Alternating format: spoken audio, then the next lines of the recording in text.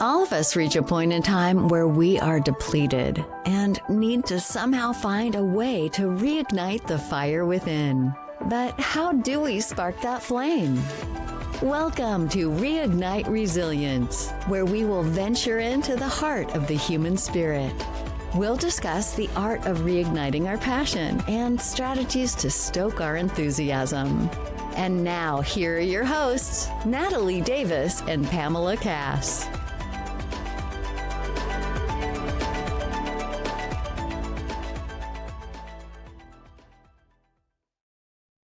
Up. Oh, higher. Welcome back to another episode of Reignite Resilience. I am your co-host, Natalie Davis, and I'm so excited to be back with you all today. And joining me, of course, is your co-host, Pam Cass. Hello, Pam. How are you? Hello, I am fantastic. You and I just got to meet in person today, which we don't get to do very often because we're so busy.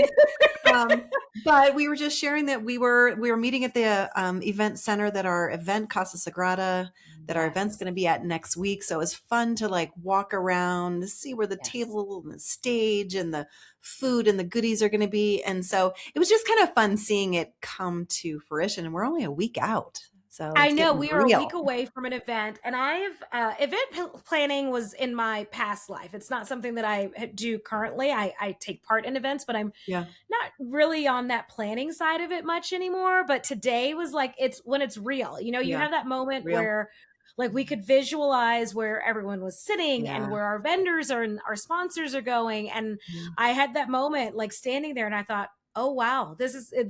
This is happening. Let's make it happen. So I'm excited. I'm looking forward to it. It's going to be great. It's going to be fun. Yeah. It is going to be fun. Yeah. And so Casa Sagrada is a magical place because you met our guest there.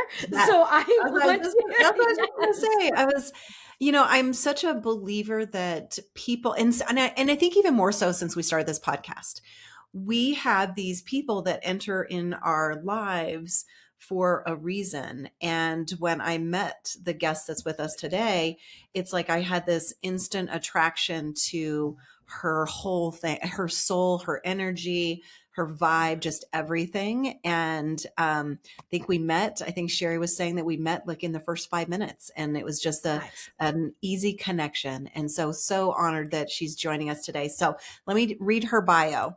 With her life plan upended after serving over 25 years as an educator, Sherry's determination to never give up and navigate the unexpected challenges of multiple sclerosis illuminates the power of resilience.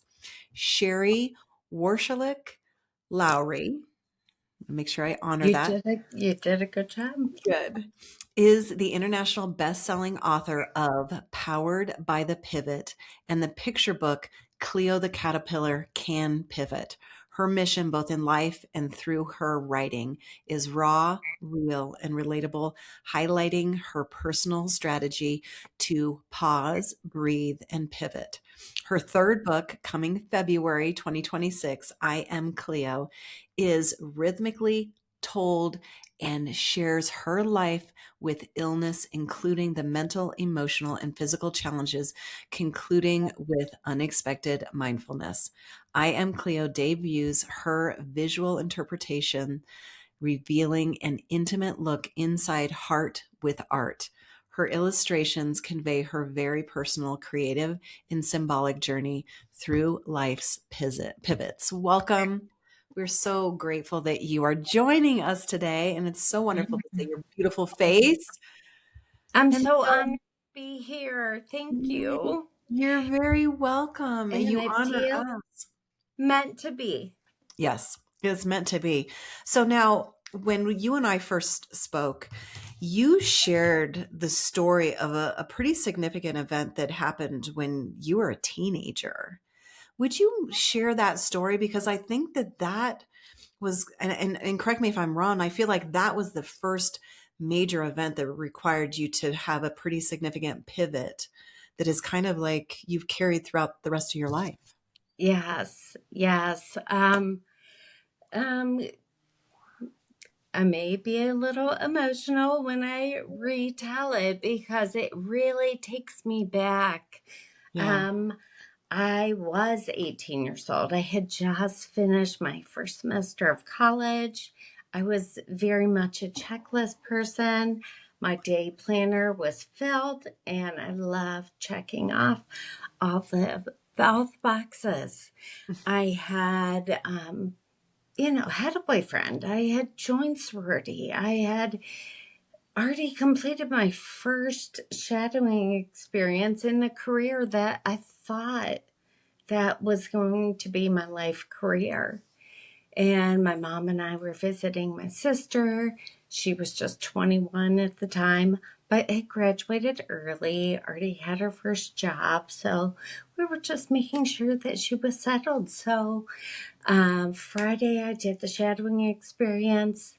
Saturday, we were going to brunch to meet her in-laws, and then getting on the road 3 hours back to my hometown, which is also the college town that I lived in when I had class starting on Monday.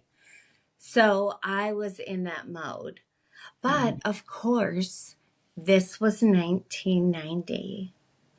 So back when we cared what we looked like everywhere we went. Yes.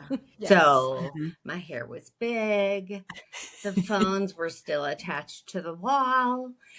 And I wanted to make sure that my outfit was on point because you never know who you're going to see, right? Yep. So I still remember what I was wearing, like down to the teal linen pleated pants that I just purchased the week before at the casual corner. This is how much of a memory burn that I love it. This day was. Yeah. So at the conclusion of brunch, the weather turns bad. And I'm like, okay, we have 3 hours. We got to get moving. So my sister is like, she's going to drive us back to her apartment because she needs to get back to the apartment. And then we would pack up and get on the road. Well, have you ever played Mario Kart and slipped on the banana peel?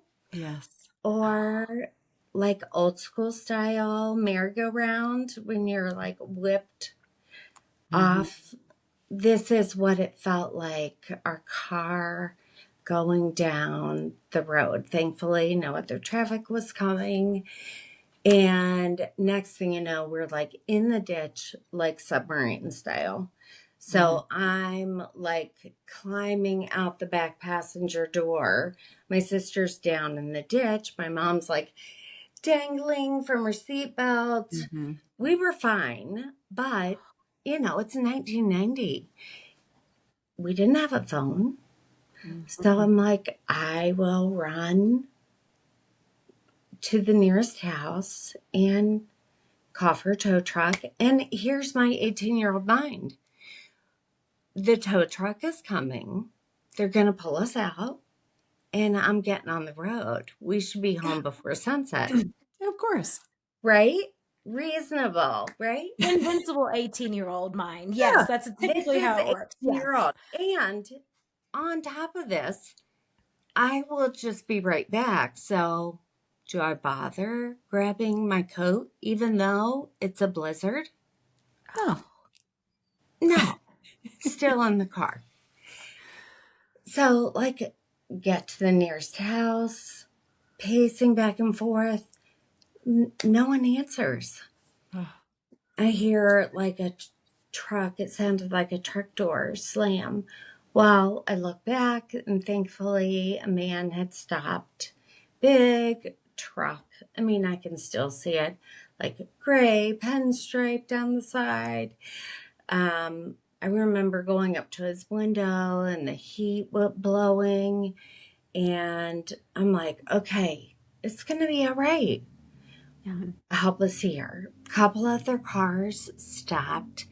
They pulled on the side of the road that they should have stopped on. We should have been on that side, across the street. So they came across the road helping us.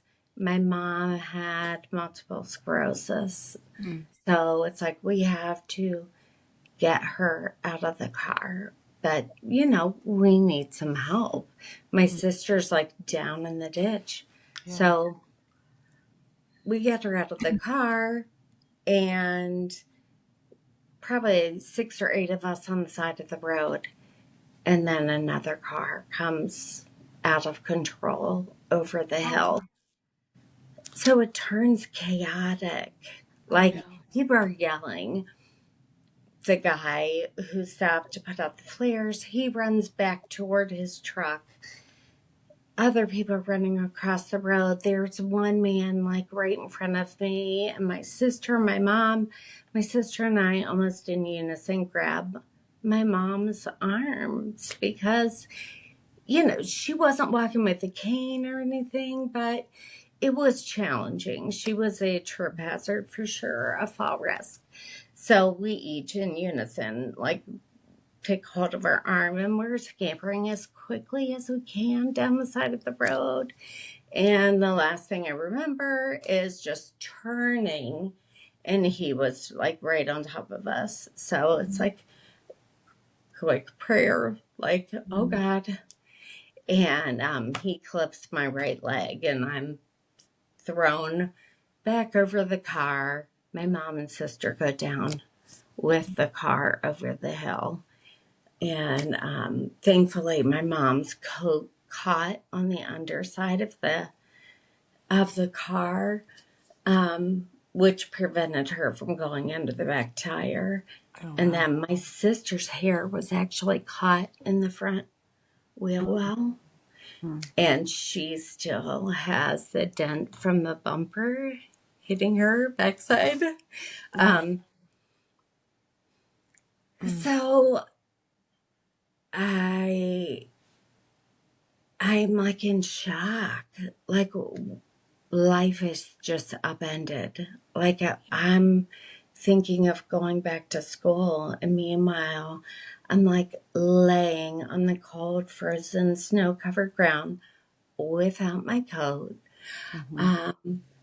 pressing my femur bone back into my leg. You know, it was just like, you know, dealing with like the unexpected of, okay, what now? This was before online classes. And, you know, I still remember the phone call from my best friend who was like, Cher, it's the last day to withdraw before failing. And meanwhile, I'm in traction in the hospital. The hospital was overcrowded. So we were actually on the maternity floor. So, which ended up being a blessing, but that's a whole other story. So it was definitely like, the boyfriend that I had was no longer after that. You know, I changed my major. I didn't get to graduate the same time as the rest of my friends and sorority sisters. So it's just like life just unfolded way differently. But then, you know, I met my husband and college sweetheart, and, you know, that's how life was supposed to unfold. And I changed my major and was an educator then, and, you know. Yeah. Wow. You know, it's a testament because, you know, when we're 18, we think we're invincible. And that what I plan to happen is absolutely going to happen exactly the way I meant it to happen. And it just, and we know that that's just not life. And so here you have this significant event that happens that completely altered the trajectory of your life, but ended up in this place where you met your husband, which you probably wouldn't have met. Right. You became an educator, which you may not have become. Correct. And you are on our screen doing a podcast with us, which would not have happened because we would not have met.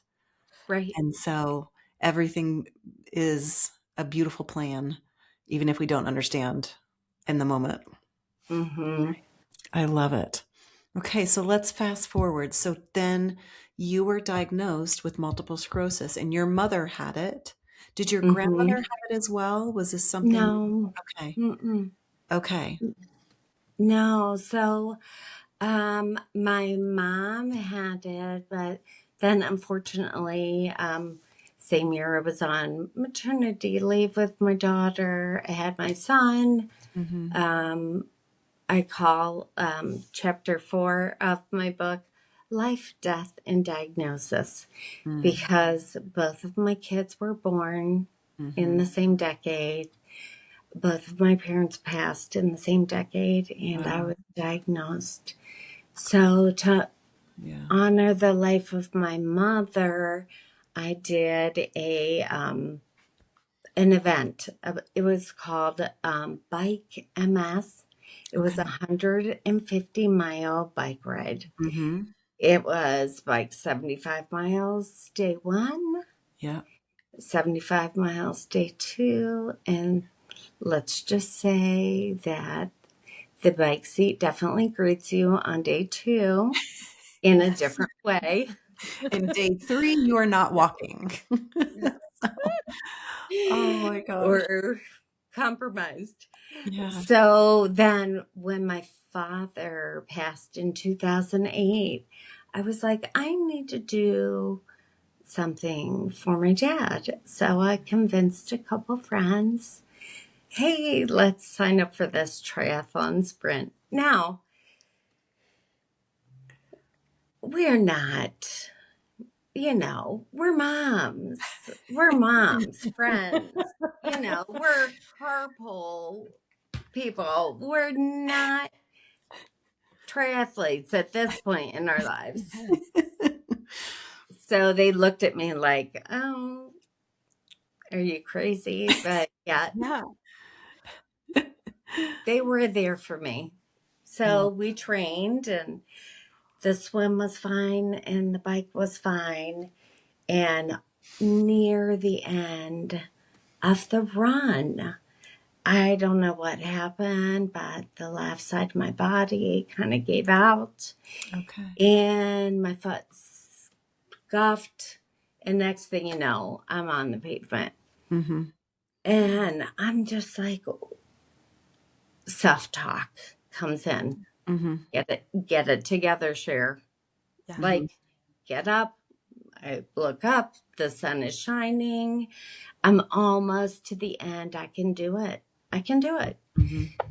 And so I walked for a little bit and then started jogging. And then I came in the last run, like near the finish line where the flags are up and, the big timing sign and the guy working. The thing starts coming toward me. And then out of the crowd, my husband and my 2 kids, they're approaching. And I'm like, what the hell? Like, what is going on? So I'm not sure exactly what I look like, but they let me cross and then made me sit down. And a dear friend of mine, her mother worked for a chiropractor, and she just kept insisting, there's something wrong with Cheri. There's something wrong with Cheri. And then that's what it started, the whole, going to doctors and finally uncovering a year later. Wow. So I'm like, how do I go from training for a triathlon? I used to teach spinning, in my free time. Yeah. Like every mom. Yes. Yes. And so I got really quiet. I got diagnosed. A few of my friends knew, a few people where I worked, but largely it was very quiet. Yeah. I was not sharing what was going on because I was the checklist. I mean, I had the color-coded board hanging in my kitchen. So each family member had a different color, and this is how it went. Mm-hmm. Mm. And so I didn't know how to do this other life. Yeah. Because I work full-time, work part-time, and, kids, husband, busy. Yeah. Yeah. So this wasn't part of the plan. this was not part of my plan. And Yeah. I wasn't really fond of this idea. And Well, and you had gone through it with your mother, so you saw what she went through. And so I imagine that came up when you got that diagnosis. So I knew a little bit of what to expect. Yeah. But I do remember coming home from getting the diagnosis. And, when you're in the room and they're giving you the diagnosis, it's like it could have been Charlie Brown's teacher talking. Yeah. What? Like, I blur. I'm looking out the window. Quiet on the way home. And our kids at the time are 8 and 10. And I remember like putting them to bed and then coming down the stairs and, my husband just shutting off the TV and like going across the great room and sitting on his lap and him just like rocking me and saying, we're going to figure it out together. And so instead of waiting for retirement to take our trips, that became the plan.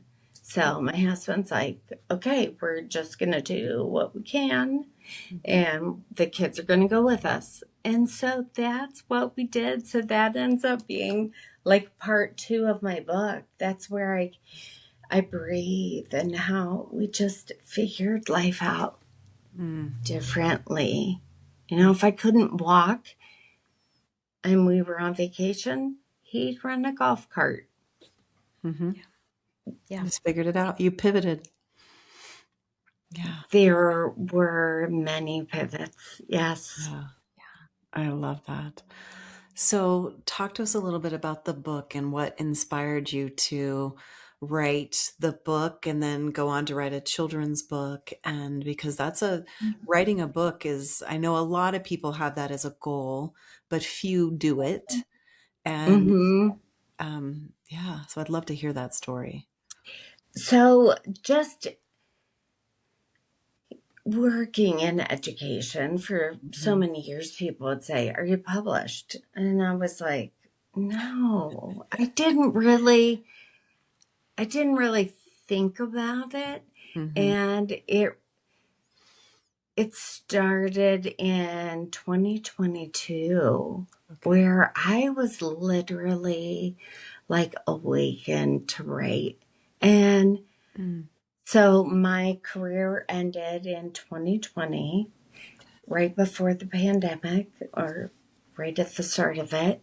And it was like, all right, what am I doing with myself? What am I doing with my life? And there was really that reflection of looking at quotes and really doing the dark introspective work, because it was like, I don't know what I'm doing. I'm 49 years old at the time. There has to be more to my life than, like, I'm not just here to be an observer. Yeah. Like, there's more. There's more. There has to be more. And so I started thumbing through quotes. Clara Barton said she remembered who she was and the game changed. And Maya Angelou was really the one that resonated. And I adopted her. My mission in life is not merely to survive, but to thrive, and to do so with some passion, some compassion, some humor, and some style. So being a former fitness instructor, that was always important. Fashion was always important to me. I still needed an identity. And then I was literally awakened, and the words started pouring out of me. I can just tell you, I created a space, and I started writing 10 to 12 pages a day. Wow. I would type until my left hand would fail, because my MS is really my left hand side. And then I would just peck with my right. And then I was like, okay, it's time to rest. Yeah. And it just flowed organically. I started telling my friends, I'm writing a book. Well, it was just coming out of my mouth. I'm writing a book. I'm writing a book. And then I felt like I would know someone who knew someone to publish, because I started looking up finding a self-publisher, regular publisher, the time constraints or things like that. And I'm like, I want control over the editing process and everything. So I'm like, okay, I need to find a self-publisher. And then it was a friend of a friend. And I connected with this publisher, and she said, how many words have you written? And I'm like, how do you find how many words?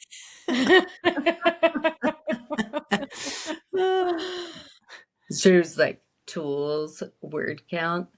Yeah. 74,479 words. So a few words. She said, wow, you had a lot to say. Yeah. And that's how it really began.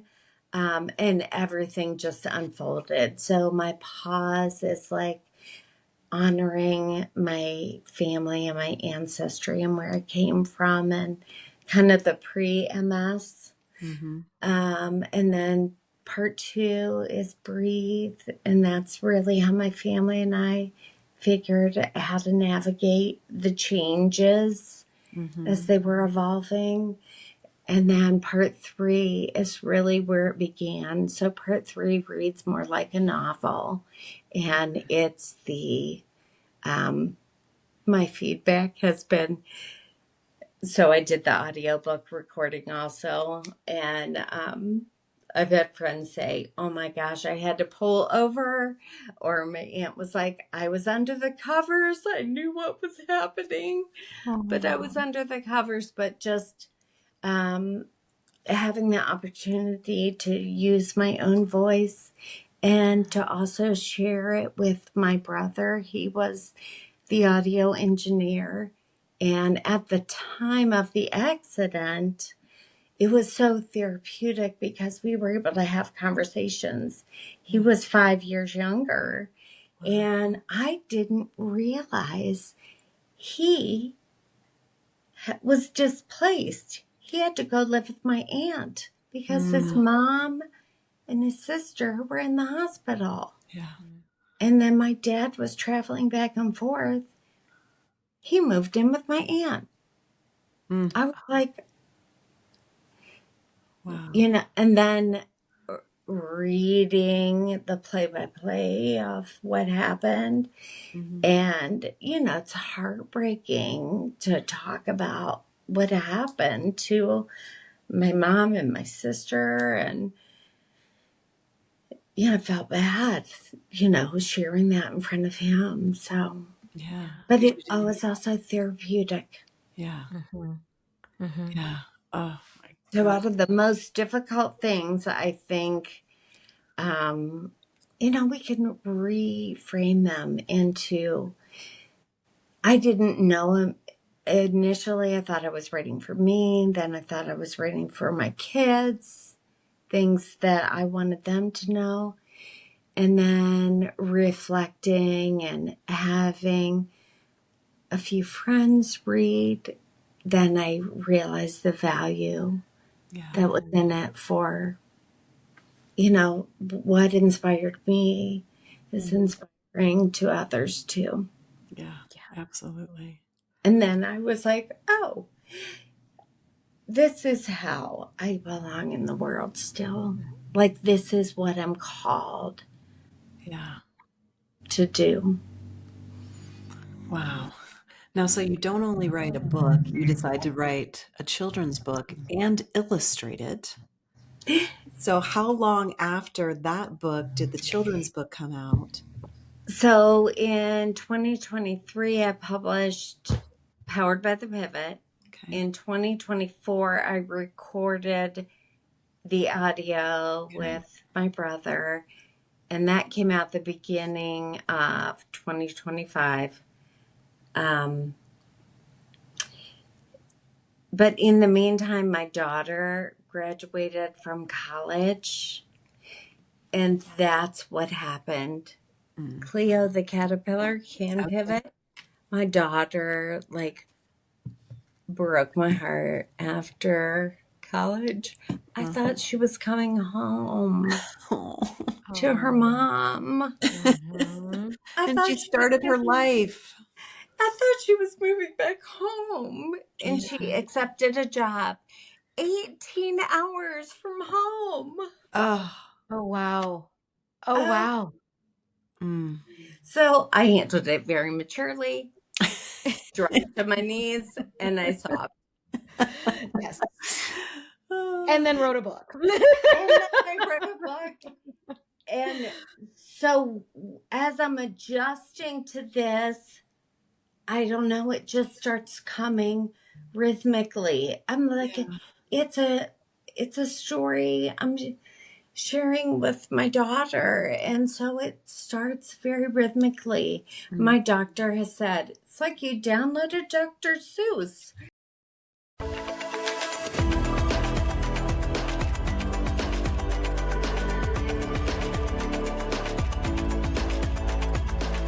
Thank you for joining us today on the Reignite Resilience podcast. We hope you had some aha moments and learned a few new real-life ideas to fuel the flames of passion. Please subscribe on your favorite streaming platform, like or download your favorite episodes, and of course, share with your friends and family. We look forward to seeing you again next time on Reignite Resilience.